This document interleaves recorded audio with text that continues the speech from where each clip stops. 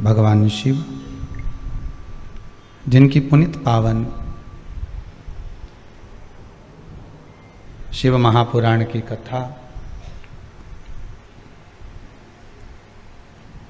अपन सभी बाबा देव अधिदेव महादेव की कृपा से आस्था चैनल के माध्यम से ऑनलाइन श्रवण कर रहे हैं। कोरोना महामारी के चलते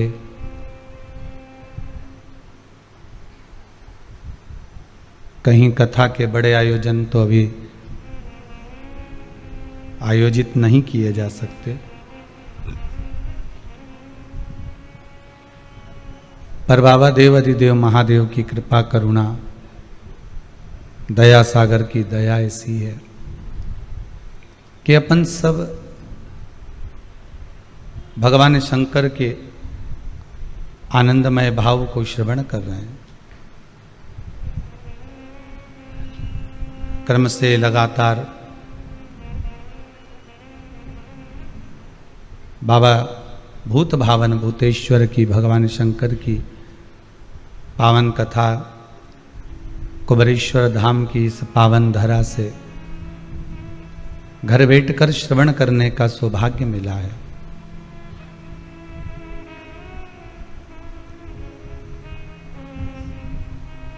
ये जो कथा चल रही है इसका नाम रुद्राक्ष शिव महापुराण की कथा रखी है।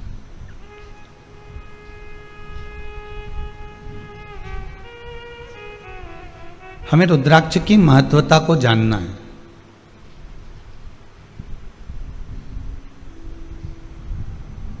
रुद्राक्ष नाम की हमें मूलता को स्मरण करना है। और ध्यान दीजिएगा, इस रुद्राक्ष की महत्वता क्या है, इस रुद्राक्ष का आनंद क्या है, हमें उसे पहचानना। मैं बहुत बहुत साधुवाद देता हूँ स्वर्गीय श्री नारायण दास जी गांधी, स्वर्गीय श्रीमती मोहनी बाई जी, स्वर्गीय श्री श्रृंगारी देवी जी, स्वर्गीय श्री रमेश चंद जी टावरी जी की स्मृति में श्री घनश्याम दास जी उषा जी गांधी खामगांव महाराष्ट्र से आप हैं।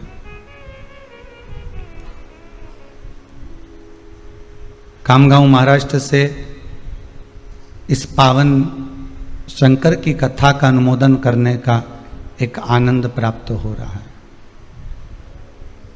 भाग्यशाली हैं आप सभी श्रोता भाई बहन जो अपने अपने घरों में रहकर 1 बजे से 4 बजे तक शिव महापुराण की कथा को श्रवण कर अपने जीवन को सार्थक कर रहे हैं। भादों का महीना, कल भगवान कृष्ण की जन्माष्टमी महोत्सव को अपन ने मनाया। आज गोगा नवमी। संपूर्ण विश्व में, संपूर्ण भारत की धरा पर आज भगवान कृष्ण का नंद महोत्सव मनाया जा रहा है। सभी श्रोता भाई बहनों को जो शिव कथा से जुड़े हुए हैं, शंकर के चरणारविंद से जो लगे हुए हैं, शंकर की कथा का रस तत्व जो अपने जीवन में निरंतर उतार रहे हैं, ऐसे सभी श्रोता भाई बहनों को जन्माष्टमी की बहुत बहुत बधाई। और साथ ही आज भगवान कृष्ण के नंद महोत्सव की भी बहुत बहुत बधाई। स्मरण कराऊं आपको,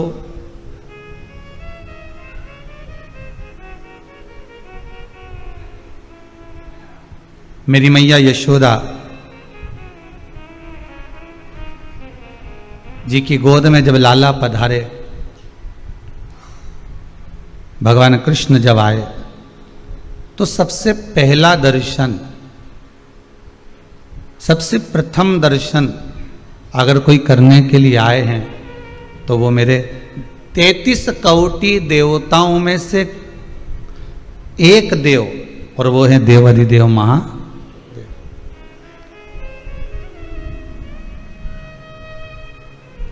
जो भगवान का दर्शन करने के लिए पधारे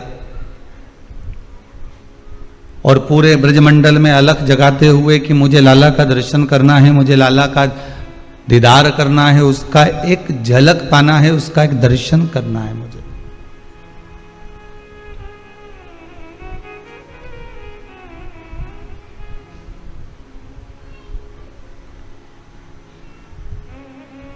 पूरे ब्रजमंडल की धरा पर घूमते घूमते घूमते घूमते जब यशोदा मैया के दरवाजे पर पहुंचे और यशोदा मैया के दरवाजे पर भी जब लाला का दर्शन नहीं हुआ, तब यमुना जी के घाट पर बैठकर अलख जगाने बैठ गए। यमुना जी के घाट पर बैठकर गोपियों का हस्तकमल देखकर उनका भाग्य बताने बैठ गए।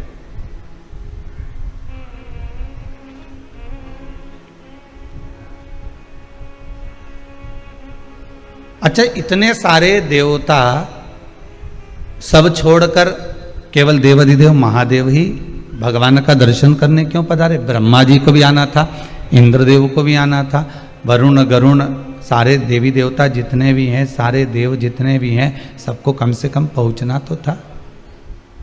पर कोई ना जाकर केवल अगर पहुंचे हैं तो भगवान शिव ही पहुंचे, केवल भगवान शंकर।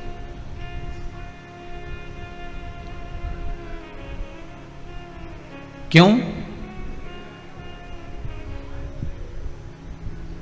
क्योंकि ये भगवान कृष्ण यदि यशोदा मैया की गोद में पहुंच रहे हैं तो ये श्रावणी पूर्णिमा के पुण्य से पहुंच रहे हैं। श्रावण का जो महीना है और श्रावण के महीने में जो श्रावण की पूर्णिमा आती है, उस पूर्णिमा पर बहुत सारे ब्राह्मण यमुना जी के घाट पर जाकर श्रावणी कर रहे थे। और यशोदा मैया जी की जो माता जी हैं पाटला देवी, उन पाटला देवी भगवान शंकर की आराधना करती थी, यमुना का गुणगान करती थी, यमुना का स्मरण करती थी और यमुना मैया से हर पल विनती करती थी कि मेरे बेटी, सारी बेटियों के यहाँ मेरे यहाँ संतान है, पर मेरी यशोदा के यहाँ औलाद नहीं है, यशोदा के यहाँ संतान नहीं।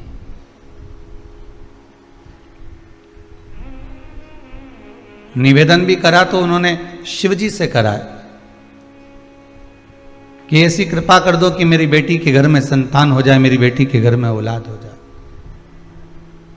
और कृपा देखिए, जैसे ही पाटला देवी निकल कर जा रही थी तो एक संत ने आकर कह दिया कि तुम्हारी बेटी से कह दो कि श्रावण की पूर्णिमा के दिन अगर वो ब्राह्मणों का, संतों का भोजन कराएगी तो उसके घर में वंश की वृद्धि अपने आप हो जाएगी। पहले भी कथा में कहा, आज फिर कहते हैं, ब्राह्मण, साधु, संत, सन्यासी, तपस्वी, साधक, उपासक, गौमाता, बहन बेटी, भांजा भांजी, इनको खिलाने से कभी पीछे मत हटो, इनको देने से कभी पीछे मत हटो। इनको खिलाया गया, इनको दिया गया, कहीं ना कहीं हमारे सामने आकर खड़ा हो जाता, हमारे सम्मुख में आएगा और वो सामने आकर खड़ा हो जाएगा।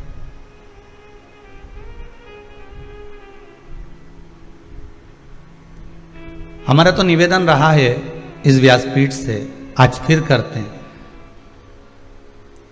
मंदिर में दीप लगाओ ना लगाओ, अगरबत्ती लगाओ ना लगाओ, फूल चढ़ाओ ना चढ़ाओ, बेलपत्र चढ़ाओ ना चढ़ाओ, पर शिव महापुराण की कथा कहती है कि किसी भूखे को भोजन जरूर कराओ। अगर आपने किसी भूखे को भोजन करा दिया है, किसी को पानी पिला दिया है, किसी का आचमन करा दिया है, किसी को कुछ पवा दिया है, तो उसका पुण्य क्षीण नहीं होगा, वो पुण्य आपके खाते में हमेशा रहेगा, हर पल, हर घड़ी, हर क्षण आपके खाते में रहने वाला।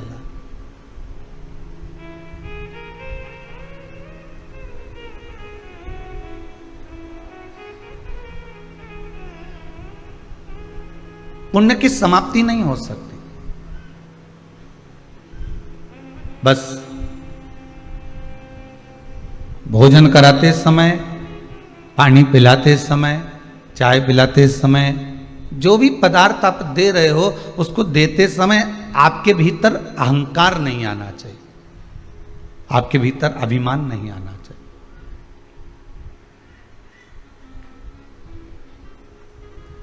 कई बार हम कोई ऐसा काम कर जाते हैं तो हमारे मुख से हम कह जाते हैं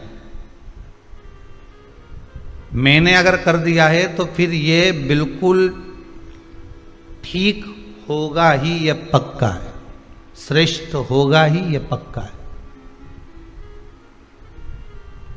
कई बार हम हमारे मुख से कह जाते हैं हमने करा है ना तो वो गलत हो ही नहीं सकता,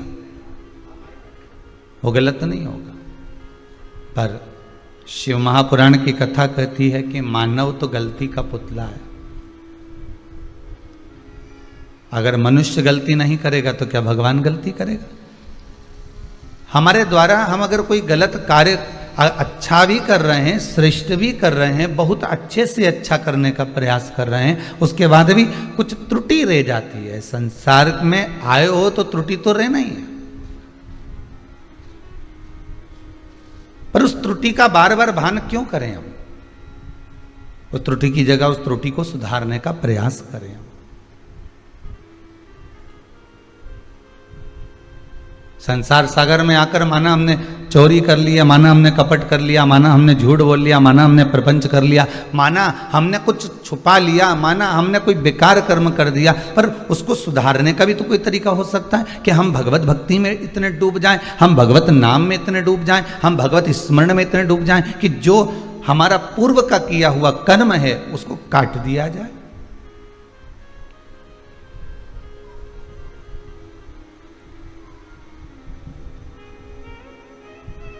ये जो रुद्राक्ष का पौधा उत्पन्न हुआ शंकर भगवान के नयन के अश्रु से, तो किसी व्यक्ति के नयन में अश्रु ऐसे ही आ सकते हैं क्या? ऐसे आंसू आ जाएंगे अपने आप? आप बैठे हो और आंख में से आंसू टपकना चालू हो जाएंगे अपने आप ही? अरे या तो ऐसे टपकेंगे भी ना तो कोई हवा लग गई होगी, किसी का टल्ला लग गया होगा, कुछ सामान लग गया होगा, कोई वस्त्र लग गया होगा, तो आंसू गिर जाए तो बात दूसरी, आंखों से पानी आ जाए तो बात दूसरी। या हो आंसू आने का दो कारण, एक तो बहुत खुशी हो तो हृदय प्रफुल्लित होकर भी आंखों में अश्रु आ जाता है, और अगर हृदय में दुख हो तो भी आंसू आ जाता है, तो भी नैनों से जल बह जाता है।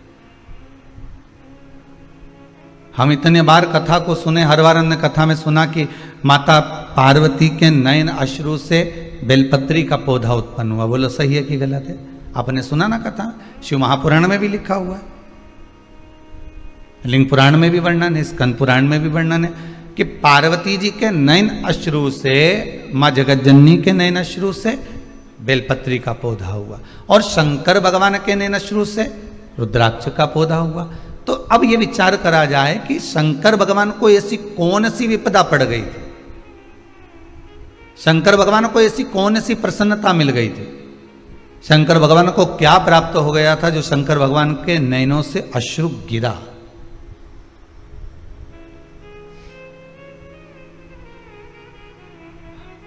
अपनी कथा में से अपना ही एक प्रश्न खड़ा करा। आप भी कभी कभी अपने मन में एक प्रश्न खड़ा कर, आपके मन में आया कि नहीं आया वो हमें नहीं मालूम, कि शंकर भगवान, अपने तो कथा में सुन लिया कि नयन अश्रु गिरा और रुद्राक्ष का पौधा हुआ, पर प्रश्न ये खड़ा होता है कि नयन अश्रु गिरा क्यों?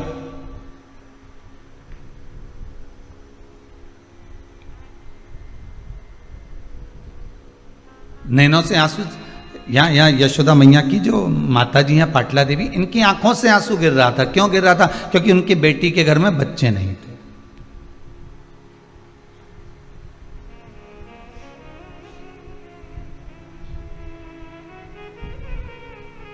मंदिर में आकर, गुरु के दरवाजे पर जाकर, जिससे बहुत विश्वास जोड़कर बैठे हो, उस परमात्मा के चरणों में जाकर व्यक्ति रोना नहीं चाहता तो भी उसकी आंखों से अश्रु निकल जाते। हमने इस कुबेरेश्वर धाम में भी कईयों को देखा है, वो बोल ही नहीं पाते, और उनके मुख से कोई शब्द नहीं निकलता, पर आंसू सब कह जाते हैं, अश्रु सब बोल जाते हैं कि क्या कहना चाहते हो, क्या कहना चाह रहे हो। आपके नैनों के अश्रु बोल जाते हैं।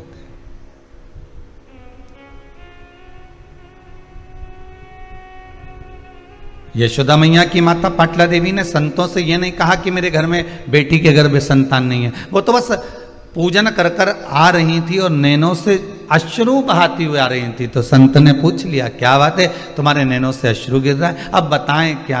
अश्रु ही तो सब बोल रहे हैं ना। अगर हृदय में थोड़ा सा गम होगा, दुख होगा, तो ही तो आंसू निकलेंगे।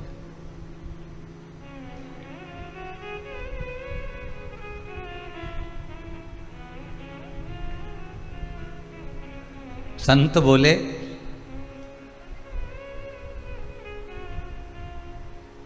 अगर नैनों में अश्रु हैं तो अपने परिवारजन को, अपने कुटुंबजन को, अपने हितैषियों को क्यों नहीं बोलते कि आपको तकलीफ है, आपको अश्रु आ रहे हैं। पाटला देवी ने एक बात, माता यशोदा की माता जी ने एक बात बहुत सुंदर कही है, संसार वाले तो आंसू देखकर पोंछ तो देंगे, मना नहीं है, पर जाते जाते कोई शब्द एक ऐसा और कहकर चले जाएंगे, फिर आंसू निकलना प्रारंभ हो जाए।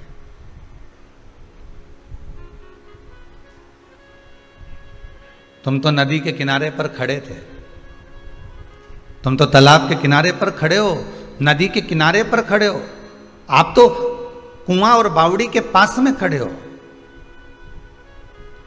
दूसरा कोई आपको धक्का दे ना दे, दूसरा आपको कहीं पीछे से धकेले ना धकेले, पर यह पक्का है कि कोई अपने को अगर मालूम पड़ गया कि ये कुएं की पाल पर है, ये नदी के घाट पर है, ये सरयू आदि आदि की जितनी भी नदी तालाब सरोवर के घाट पर है, तो ये पक्का है कि कोई अपना आकर धक्का जरूर दे जाए।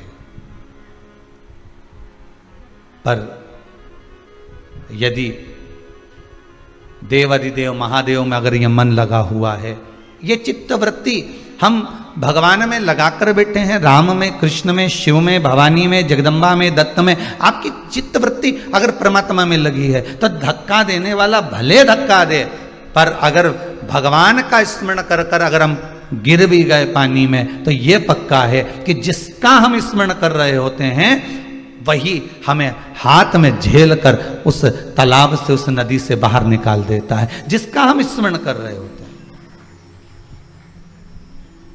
जिसकी भक्ति में हम रमे हुए होते हैं।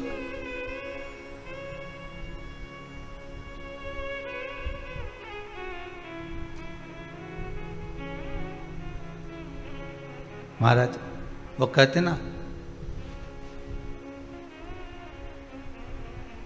ले ले हरि का नाम नहीं, यही एक तरने का उपाय है, यही है कि ले हरि का नाम यूं ही तर जाएगा। केवल भगवान के नाम से कलियुग केवल नाम आधारा, ले हरि का नाम यूं ही तर जाएगा। धन दौलत और माल धरारे जाएगा। संपूर्ण साधन जितने भी रखे हुए हैं, संपूर्ण व्यवस्थाएं जितनी रखी हुई है, ये सब रह जाने वाली है, पर जो साथ जाने वाला है वो भगवान का नाम, इसके सिवाय कुछ भी नहीं। और हमने करा भी क्या, वस्तु तो बटोरी, नाम छोड़ दिया। सवेरे सवेरे से एक ही काम करते हैं, भैया राम राम। किसी ने पूछा कहां जा रहे हो, काम पर। काम हमने अपने पास रख लिया, राम तुम रख लो, जाओ।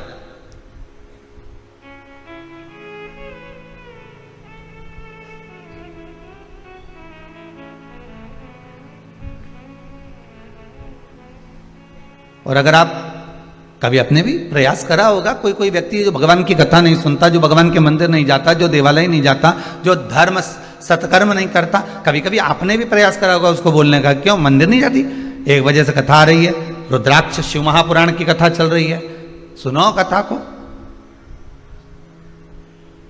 मंदिर नहीं गई तू?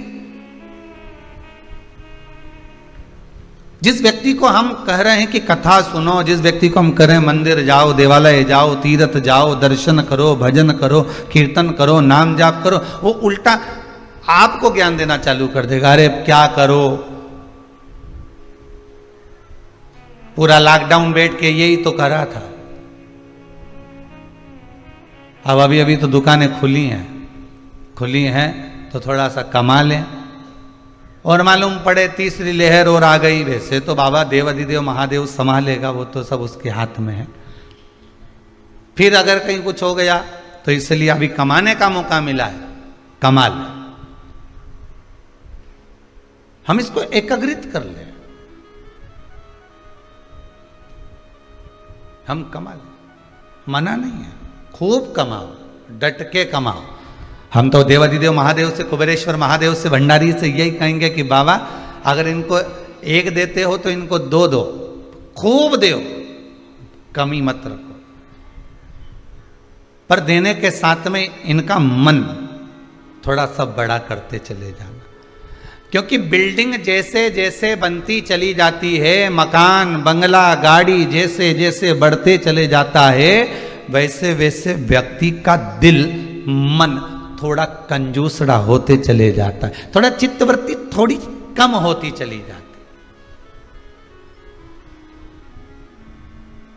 8-10 फैक्ट्रियां चल रही है, ओ हो 4-6 पेट्रोल पंप है, बहुत बढ़िया। कजन कितनी तो हमने कॉलोनी काट ली, बहुत बढ़िया। इतनी गाड़ियां हैं, एक एक बहू की अलग, बेटा की अलग, ओ बहुत बढ़िया। सेठ भी अलग अलग हैं, हीरा का अलग, कुंदन का अलग, इसका अलग, उसका अलग। हमने कहा बहुत जोरदार।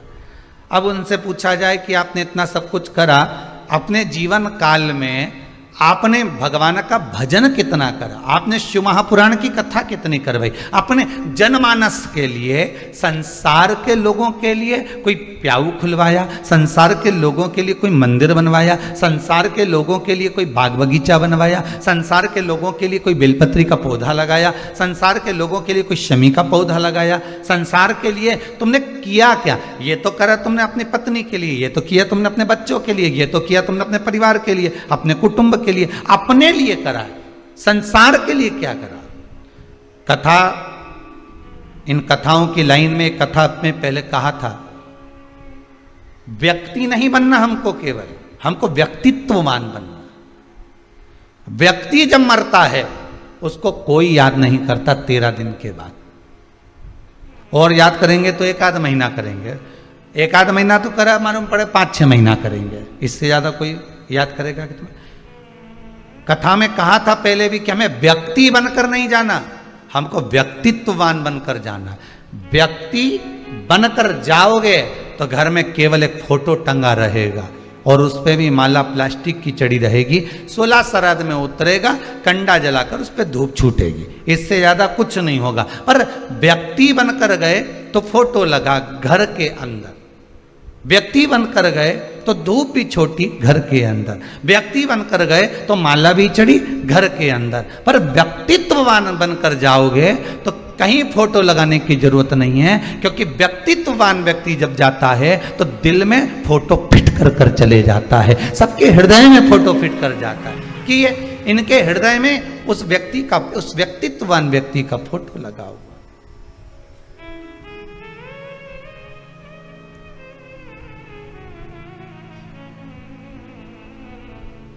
मैं धन्यवाद दूंगा श्री घनश्याम दास जी, श्रीमती उषा जी गांधी, खामगांव महाराष्ट्र को, कि धन का सही उपयोग यही है और मन का भी सही उपयोग यही है। और जितने पूर्वजों के आपने नाम लिखे हैं, मैं तो कहूंगा ये उन्हीं का आशीर्वाद है, उन पूर्वजों का ही, जो आप खामगांव से ऑनलाइन शिव महापुराण की कथा को करवा रहे हो, महाराष्ट्र से।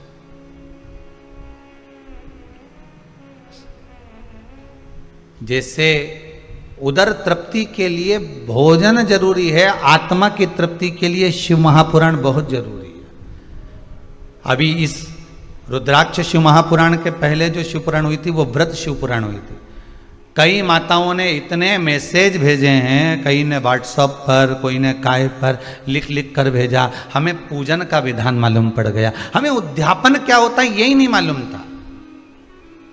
हम तो सोचे थे कि व्रत को समाप्त कर दो, उद्यापन का महत्व यही है। व्रत की पूर्णाहुति कर दो, उद्यापन का मतलब यही है। हम तो ये सोचते थे कि कोई अनुष्ठान पूरा हुआ तो उद्यापन कर देना, पर मालूम ये पड़ा कि उद्यापन करने के बाद उस वस्तु पर सील, उस व्रत पर, उस उपवास पर सील ठप्पा लग जाता है कि अब ये तुम्हारा हो गया। हमको ये नहीं मालूम था कि ये व्रत अब हमारा हो गया, हम तो उद्यापन कर देते थे।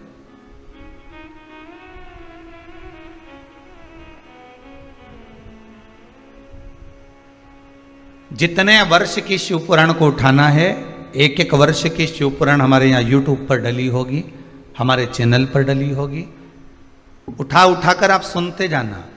प्रत्येक शिव पुराण में आपको कुछ ना कुछ सीखने को मिलेगा,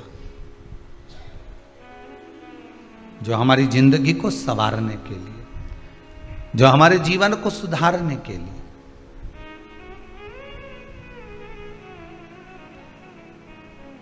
केवल माला लेकर बैठे रहे, 2 घंटा 4 घंटा तक जपते रहे,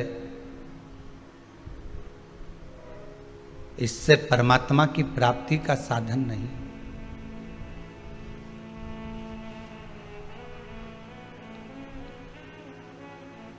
आज जन्माष्टमी का दूसरा दिन है, नंदोत्सव है।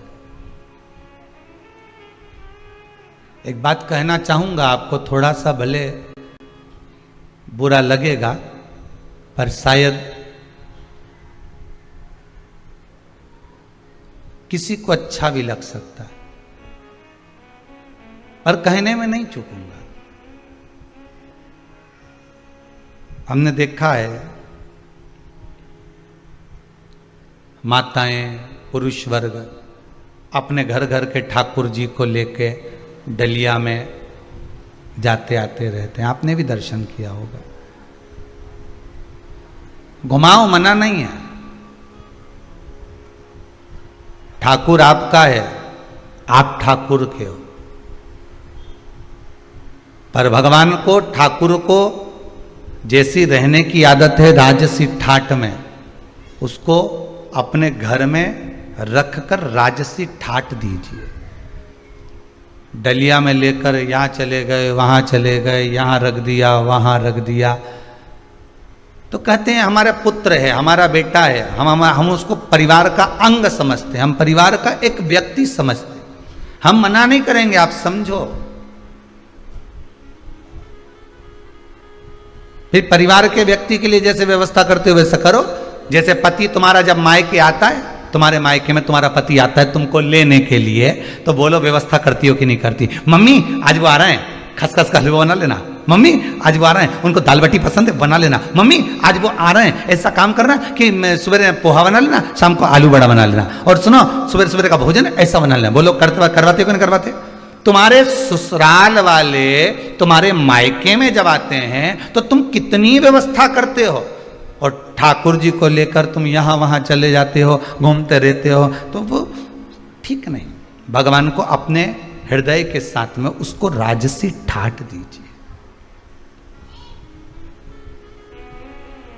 वृंदावन में रहे तो ब्रज के राजा बनकर रहे हैं मेरे ठाकुर, और द्वारका में रहे तो द्वारका के राजा बनकर रहे हैं मेरे ठाकुर।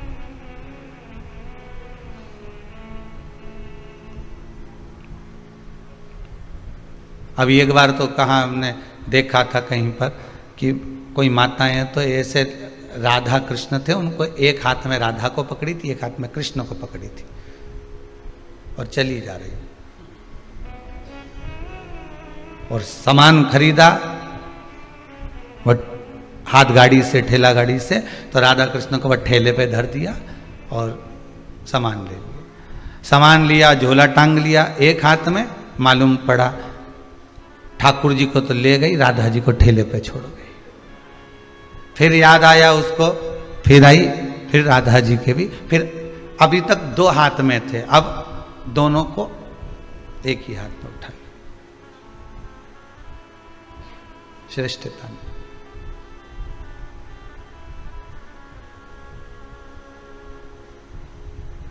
अगर हम ही हमारे ठाकुर को इस तरह से रखेंगे तो जनमानस क्या सोचेगा? आपकी भक्ति है, इस व्यासपीठ से आपकी भक्ति को मैं नमन करता हूं। आपकी भक्ति है, आप भगवान से स्नेह करते हो, मैं आपको प्रणाम करता हूं कि आपके बराबर दुनिया में कोई नहीं प्रेम करता होगा, स्नेह करता होगा ठाकुर से। पर निवेदन है, उस लाडले को लाड लड़ा कर रखिए, हृदय से लगा कर।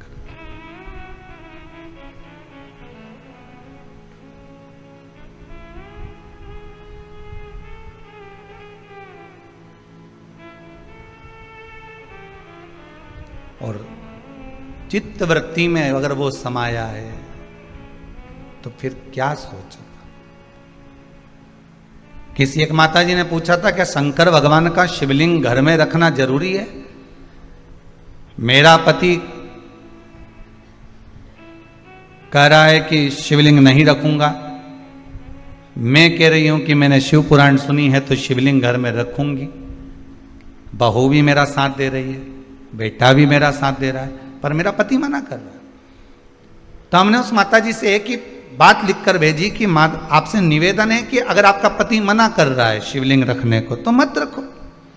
हृदय में तो शिव है ना, श्वासों में तो शिव है ना, धड़कनों में तो शंकर है ना, रोमावली में शंकर समाया हुआ है।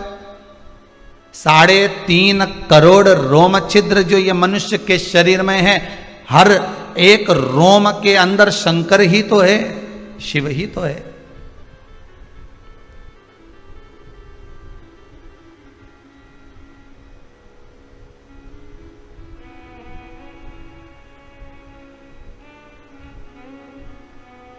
हम नर्मदा जी नहाने गए थे, वहां से शंकर जी लेके आए, इतने बड़े शंकर जी हैं।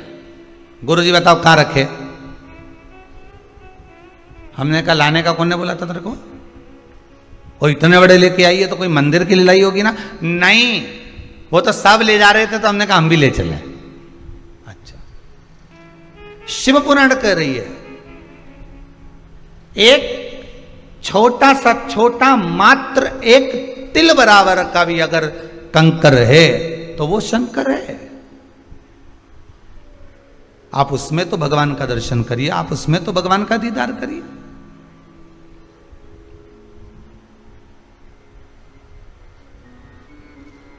ये जरूरी थोड़ी ना कि हम भगवान को लेकर घूमेंगे तो ही भगवान हमारा होगा। हम भगवान को मंदिर घर के अंदर बिठाएंगे तो ही भगवान हमारा होगा। किसी किसी के यहाँ शादी में ब्याहों में लड्डू गोपाल देते हैं कन्यादान में। अब लड्डू गोपाल जी दे तो देते हैं वो कन्यादान में। अब ईमानदारी की बात है, वो लड्डू गोपाल जी को कन्यादान में किया तो जितने भी लोग उनको लेके गए तो वो जो बर्तन नहीं होते नहीं कन्यादान के, ने हंडा ने बाल्टी ने टंकी ने सब सामान, वो उसी में वो डाल के ले गए। अरे बोलो तो सही है कि गलत है? उसी उनने तो उसको बर्तन समझा, उसी में डाल के ले गए। अब जब शादी हो गई, रिसेप्शन हो गया, 15-20 दिन हो गए, बर्तन का बोरा अभी तक नहीं खुला। 1-1.5 महीना बाद जब बर्तन का बोरा, और अभी भी सास ने कह दिया पड़े रहने दो, इतने तो बर्तन पड़े करेंगे का।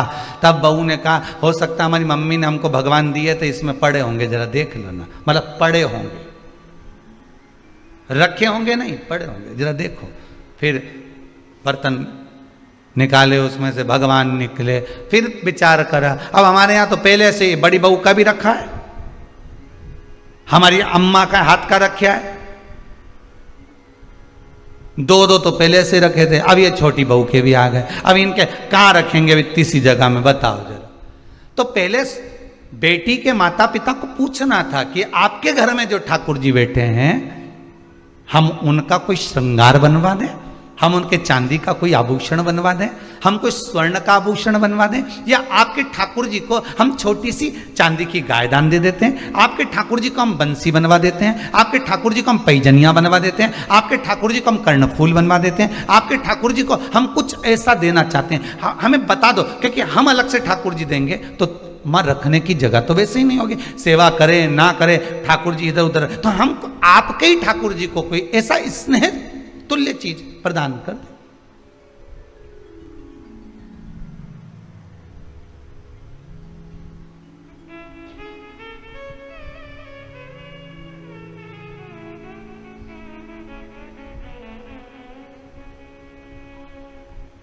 लोग वो बकरी की चाल, भेड़ चाल बोलते हैं ना, ऐसे चलते हैं। पहले क्या होता था, जब बुलावा होता था किसी के यहाँ शादी हो, मंडप हो, ब्याह हो, तो उसमें जो गिफ्ट आइटम बंटते थे ना, तो एक जैसा इन्होंने पानदान बांटा, तो पानदान ही चलेगा। एक जगह की शादी में गए, वहाँ पे भी पानदान मिल गया, दूसरे की शादी में गए वहाँ भी पानदान मिल गया, तीसरे की शादी में गए वहाँ भी पानदान मिल गया, चौथे के यहाँ गए वहाँ भी पानदान मिल गया। इतना पानदान घर में इकट्ठा हो गया और अभी तक पेटी में पड़ा है। कई कई का तो काला पड़ गया। अब निकालूंगी दिवाली पे जब ये बेकार हो जाएगा। अब वही इतना चल रहा है कि वो निकालने का फुर्सत ही नहीं मिल रही है।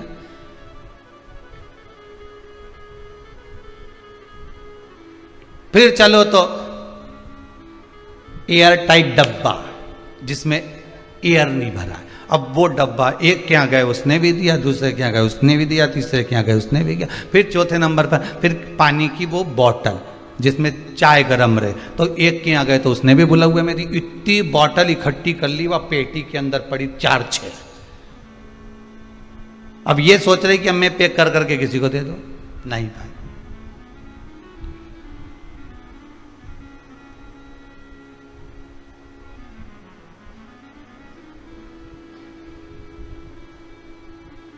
उसको जो अच्छा लगता है वो आप दीजिए।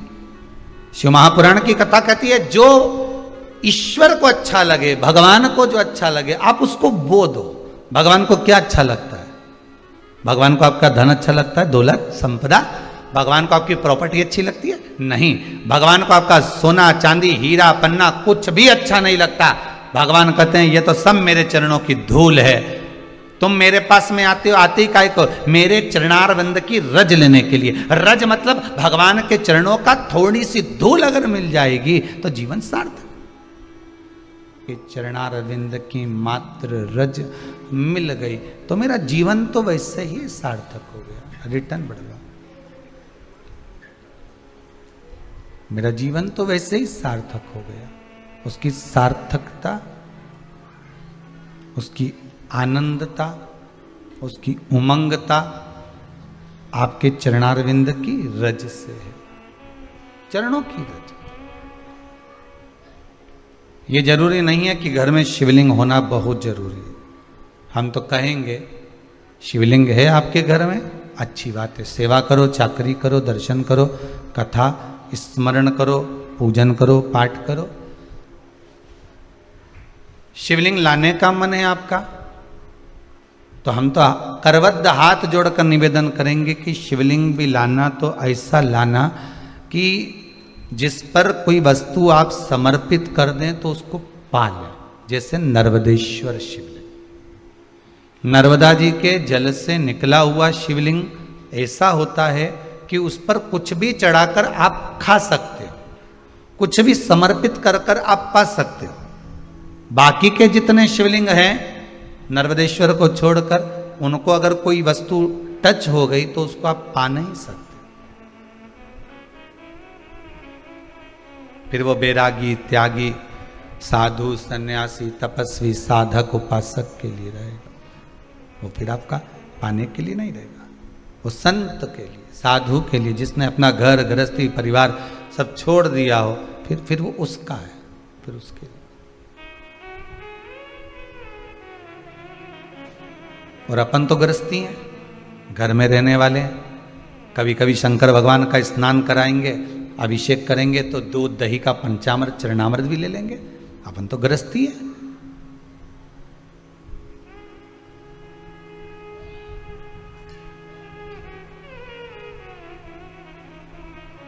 गृहस्थाश्रम में रह रहे हैं तो भगवान का चढ़ा प्रसाद हम पा सकते, पर नर्मदेश्वर शिवलिंग,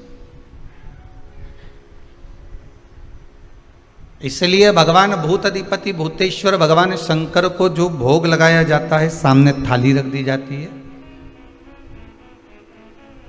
सम्मुख में बाबा के सामने, स्पर्श नहीं हुआ है उसका, दूर रखिए, उसको आप पा सकते हो। यदि स्पर्श हो गया तो फिर किसी साधु को, किसी सन्यासी को, किसी तपस्वी, किसी साधक, किसी उपासक को दिया जाए, जिसने अपना घर परिवार सब छोड़ दिया। रुद्राक्ष शिव महापुराण की कथा चल रही है, भगवान के आंख से आंसू क्यों गिरा, बात वहां पहुंचना। तब रुद्राक्ष का पौधा उत्पन्न होगा, तब जाके रुद्राक्ष उत्पन्न होंगे, एक मुखी से लेके 14 मुखी तक। फिर उसका वृत्तांत वर्णन कई कई जगह पर देखने को मिलता है कि इतना बड़ा रुद्राक्ष, उस पर शेषनाग भी बना है, उस पर शिवलिंग भी बना है। तो ये हमको दिया था, बहुत महंगा लेकर आए। तो ये रुद्राक्ष पर शिवलिंग नहीं होता, शिवलिंग की आकृति शंकर खुद अपने आप बनाता है, उसको घिसकर या सांप को छीलकर या बनाकर ये नहीं बेचा।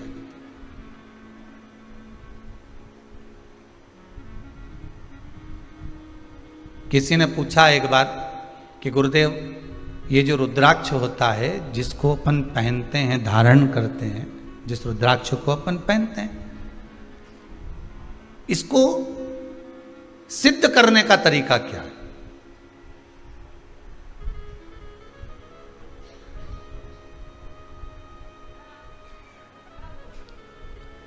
अच्छा, सिद्ध नकली भी हो जाता है और सिद्ध असली भी हो जाता है। अब इसको भी समझ लेना जरा अच्छी तरह से। प्लास्टिक का जो रुद्राक्ष होता है, नकली जो रुद्राक्ष होता है, सिद्ध वो भी किया जाता है, लोग अब सिद्ध करते ही हैं उसको। और असली का जो रुद्राक्ष होता है उसको भी सिद्ध करते हैं। तो कहा महाराज जी दोनों में अंतर क्या है? तो शिव महापुराण की कथा कहती है, रुद्राक्ष शिव महापुराण की कथा कहती है कि नकली और असली में एक अंतर जरूर है कि असली रुद्राक्ष अपना काम मात्र सिद्ध होते ही चालू कर देता, और नकली रुद्राक्ष आप 50 बार उसको अभिषेक में रख लिए, 50 बार आपने अनुष्ठान कर लिया, 50 बार आपने व्यवस्था कर ली, 50 बार आपने उसको रिझाना चाहा, उसके बाद भी वो सिद्ध नहीं हो पा रहा। 4 दिन अगर उसने अपना असर दिखा दिया तो 5वें दिन वापस वो डाउन हो जाएगा। ये नकली है।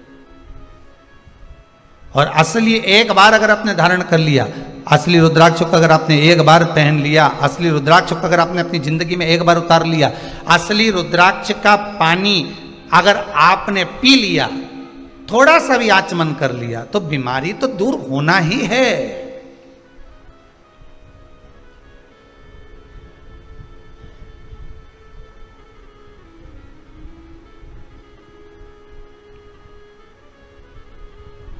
नकली और असली में अंतर यही है। असली रुद्राक्ष को तो सिद्ध करने का एक ही तरीका, जो 14 मुखी तक रुद्राक्ष इनका जो मंत्र दिया गया है, उस मंत्र का स्मरण कर लो, उस मंत्र का जाप कर लो, उस मंत्र का भगवती स्मरण कर लो। और अगर वो भी नहीं कर सकते तो क्या लिखा है शिव महापुराण में? जिस रुद्राक्ष को आप सिद्ध कर रहे हो, रुद्राक्ष आपके घर में जो रखा हुआ है, उसको सिद्ध करने का एक तरीका और वर्णन किया। 108 बेलपत्र, बेलपत्र की बीच वाली पत्ती, उस पत्ती पर भगवान शंकर का ओमकार, ओम संबोधन चंदन से लिखा, उसको रखते जाइए। 5 बेलपत्र नीचे रख दिए, उसके ऊपर रुद्राक्ष रख दिया। उसके बाद में बाकी की जो 108 बेलपत्र है, आप जो गिनती की चढ़ा रहे हैं, वो उसके ऊपर केवल ओम नमः शिवाय बोलकर भी समर्पित करेंगे। 5 दिन तक ऐसे कैसे ही रखे रहने दो उसको। बस इतना जरूर करना कि उसके सामने कपूर जरूर जलाना, थोड़ा सा कपूर, अर्थात अपन जलाने का मतलब है कि कपूर की आरती कर लो, कर्पूर गौरम करुणावतारम संसार सारम। कपूर उसके सामने 5 दिन तक प्रतिदिन शाम के समय सुबह के समय पर आप आरती के नुमा उसको अवश्य प्रज्वलित करें। मात्र 5 दिन। 5 दिन के बाद वो बेलपत्री को उठाइए और उठाने के बाद में आप विसर्जन कर दीजिए। रुद्राक्ष को ओम नमः शिवाय बोलकर या श्री शिवाय नमस्तुभ्यम मंत्र का स्मरण कर कर या रुद्राक्ष के जो मंत्र हैं, जितना मुखी रुद्राक्ष है उतना मंत्र का, उस मंत्र का जाप कर कर, आगे आएगा चरित कथा में उस मंत्र को बताएं, तो उस मंत्र को भी बोलकर आप उस रुद्राक्ष को धारण करेंगे। वो सिद्ध हो गया। अब ना उसको कहीं अभिषेक में रखने की जरूरत है, अब ना उसको कहीं भभूति लगाने की जरूरत है, और ना उसको किसी तरह से उसमें धूप घुमाने की जरूरत। अब तो तुम्हारे तन पर जब धारण कर लिया तुमने, उस तन पर धारण करने के बाद तुम जब घटकी जिह्वा से शिव का नाम लोगे, आपको पहले कथा में कहा था, एक होता है आ जपा जप, पहले की कथा में निकाल कर देखना। एक होता है जप जो तुम हाथ से कर रहे हो, मुख से कर रहे हो। एक आजपा जप होता है। आजपा जप किसको कहते हैं? कि जिस दिन से तुम पैदा हुए, माता के गर्भ से जब तुम बाहर निकले और तुम्हारी श्वास जब निकलना, अंदर बाहर होना चालू हो गई, श्वास निकलना प्रारंभ हो गई, उस दिन से तुम्हारा एक जप चालू हो गया, उसको कहते हैं आजपा जप। अर्थात तुम भगवान का नाम लो ना लो, पर तुम्हारी जब श्वास निकलेगी, श्वास में एक शब्द निकलता है, वो ओमकार का निकलता है।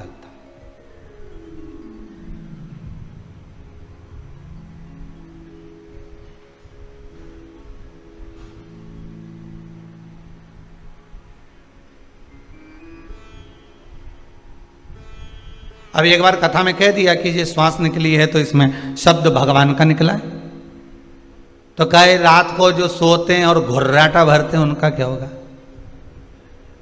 है?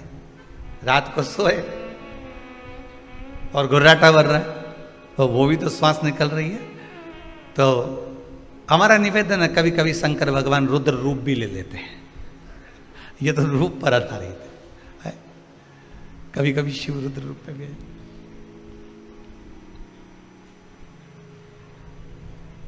महाराज आजपा जप में यही होता है। आजपा जप में आपको मंत्र नहीं बोलना पड़ते, आजपा जप में आपको नाम नहीं लेना पड़ता। आजपा जप तो जिस दिन से हम पैदा हुए, जिस दिन से हम भगवान की भक्ति में डूबे हुए, जिस दिन से हम पैदा हुए हैं, उस दिन से जो श्वास चल रही है वो आजपा जप ही है। वो आजपा जप।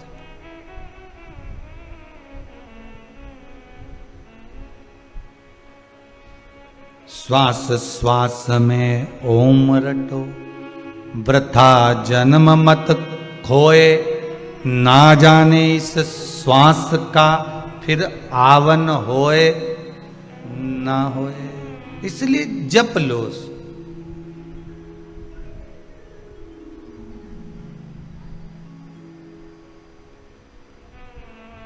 तो रुद्राक्ष जब हम गले में धारण कर लेते हैं,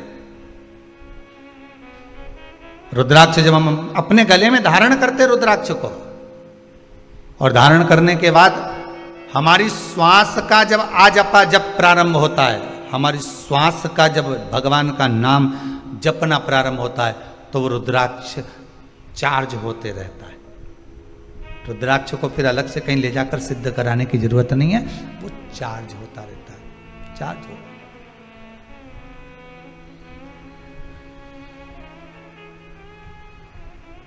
फिर उसको सिद्ध कराने की कहीं जरूरत नहीं पड़ेगी, फिर वो चार्ज हो रहा है अपने आप, अपने आप चल रहा है। घी की कटोरी में रख दिया, उससे भी सिद्ध होता है रुद्राक्ष। घी के पात्र में रखने के बाद भी रुद्राक्ष की सिद्धता आ जाती है, पहले भी कथा में कहा। पर कथा चल रही है कि यहां यशोदा मैया जो आंख से आंसू बहाई हैं, तो संत ने आकर कह दिया कि तुम मत रो, तुम्हारे नैनों में जो जल भरा हुआ है रुकिए, शिव है। आप श्रावणी की पूर्णिमा के दिन, श्रावण की पूर्णिमा के दिन जब संत आए तो आप उनको भोजन करा दो, उसका फल मिल जाएगा। और यशोदा जी के यहाँ लिख कर भेज दिया पाटला देवी ने, और यशोदा जी ने फिर भोजन करने बुलाया। संत ब्राह्मण जब भोजन करने के लिए बैठे, और बैठने के बाद जब यशोदा जी खीर देने के लिए आई, सिर पे इतना घूंघट डला हुआ था, इतना घूंघट यशोदा मैया डाली हुई थी, हाथ में बड़े बड़ा चुड़ला पहनी हुई थी, पाँव पैजनिया कमर करदनी माता यशोदा पहनी हुई थी, सिर पर सुंदर माँ यशोदा बौर पहनी हुई थी, मुख दिख नहीं रहा था माता यशोदा क्योंकि घूंघट इतना था।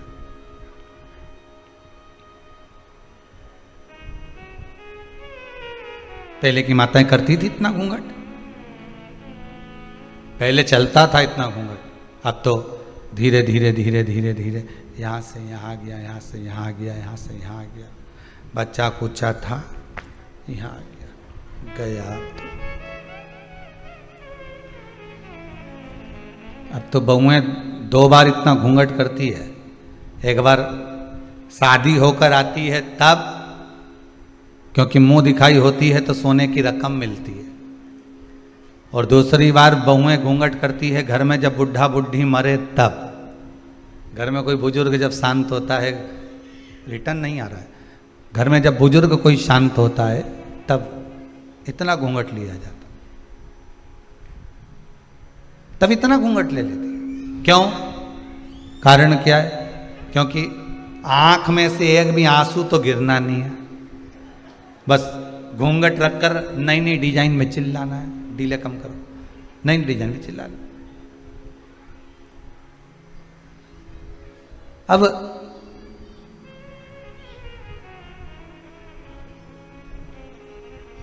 लोगों को भी लगे इतना घूंघट करके रो रही, कितने अच्छे संस्कार हैं इसके, परंतु मेरा कहना है, ये कहने वाले तो कहते थे, पर जब अम्मा जिंदा थी और तब आके देखती तो घूंघट यहां मिलता, यहां।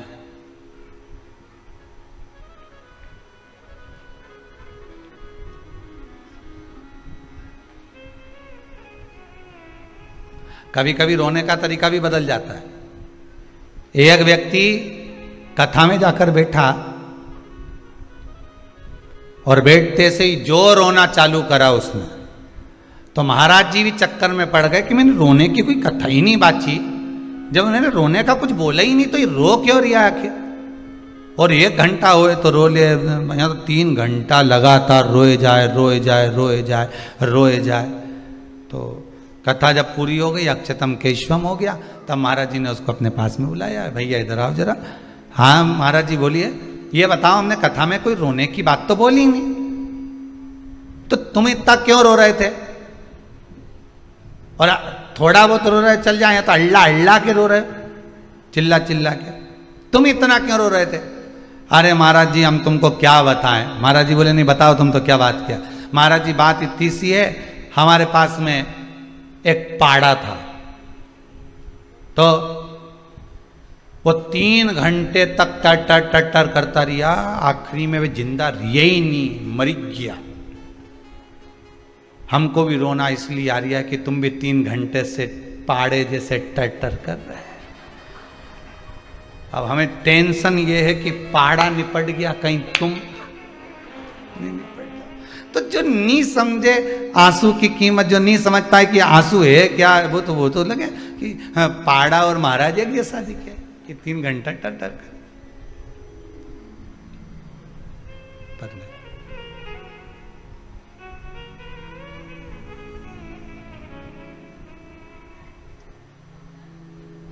अश्रु की कीमत बड़ी है, आंसुओं की कीमत बहुत है।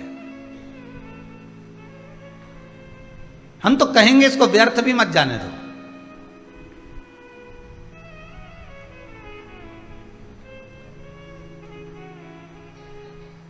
रो तो उस परमात्मा के लिए रो, संसार के मनुष्य के लिए रोना उत्तम नहीं है। रो तो उसके लिए रो जो दुनिया के लिए कुछ कर कर गया, जो स्वयं खा खा के जोड़ जोड़ के खुद का ही मर गया, उसके लिए क्या रोना। ना राम नाम लीनो तूने भरी जवान, चुल्लू भर पानी में डूब के मर जा। अब इतने बड़े शरीर को तो कुआं भर के पानी चाहिए जब मरे, या कहीं की नदी भरी हो तब मरे। इतना भी पानी नदी में हो तो भी नहीं मरे, इतना बड़ा मनुष्य कहीं मरे। तो इनने तो कह दिया कि तू डूब के मर जा रे चुल्लू भर पानी में। तो बहुत घंटों तक विचार करा, तब समझ में आया कि चुल्लू भर पानी में डूब के मरने का इसलिए बोला कि जो भगवान का भजन नहीं करता, जो कभी कथा सत्संग नहीं सुनता, जो कभी भगवान की भक्ति में नहीं रमता, अपने लिए जी जी के मर जाता है, वो अगला जन्म कीड़े का पाता है, और कीड़ा चुल्लू भर पानी में डूब के मर सकता है। इसलिए कहा कि तू डूब के मर जा रे। अरे बोलो तो, जितने लोग आस्था पर कथा सुन रहे बोलो जरा, तो डूब के मर जा रे चुल्लू भर। अब इतना सा पानी में कीड़ा मर सकता है। जो भगवान की भक्ति से दूर है वो कीड़े के तुल्य है। जो भगवान के भजन से दूर है वो कीड़े के तुल्य है, कीड़े के तुल्य।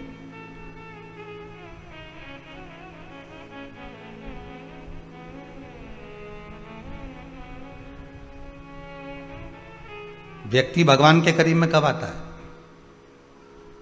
समय बताइए। व्यक्ति भगवान के करीब में कब आता है?